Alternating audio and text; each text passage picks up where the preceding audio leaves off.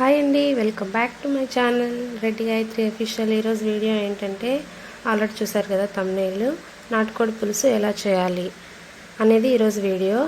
నేనైతే నా స్టైల్లో చాలా సింపుల్గా చేస్తాను, చాలా బాగుంటుంది. ఒకసారి మీరు కూడా ఇలా ట్రై చేసి చూడండి. మసాలా ఎక్కువ లేకుండా చిక్కటి గ్రేవీతో వస్తుంది, చాలా బాగుంటుంది. సింపుల్ వేలో చూపిస్తున్నాను చూడండి. యాజ్ యూజువల్ ఇంకా ప్యాన్ పెట్టి ఆయిల్ వేసి ఆనియన్స్, టొమాటోస్ అన్నీ వేసి ఫ్రై చేయాలి. అందులోనే కొంచెం ఉప్పు, కొంచెం పసుపు కూడా యాడ్ చేయాలి, ఎందుకంటే టమాటాలు కొంచెం ఫాస్ట్గా మగ్గుతాయి ఉప్పు పసుపు యాడ్ చేయడం వల్ల. తర్వాత టమాటాలు బాగా మగ్గనివ్వాలి. టమాటాలు బాగా మగ్గిన తర్వాత అందులో కొంచెం అల్లం వెల్లుల్లి పేస్ట్, కొంచెం కారం, కొంచెం ధనియాల పొడి అన్నీ యాడ్ చేసుకొని బాగా కలుపుకోవాలి. ఏమైనా నాటుకోడి టేస్ట్ నాటుకోడిదే అండి. ఆ టేస్ట్ వేరే దానికి ఇంకా అస్సలు రాదు.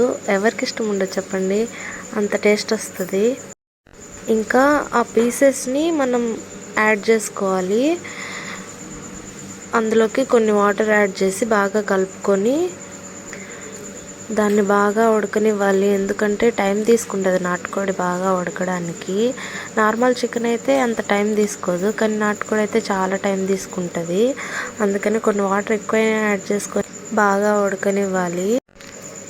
చూడండి, మధ్యలో అలా కలుపుతూ ఉడికిందా లేదా అని చూసుకుంటూ ఉండాలి.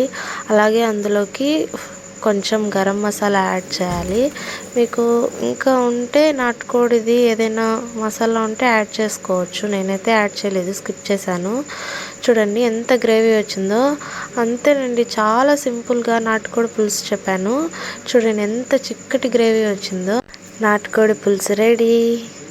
మీకు ఈ వీడియో నచ్చినట్లయితే please like, share and comment to my channel. అలాగే సబ్స్క్రైబ్ చేయడం మర్చిపోకండి.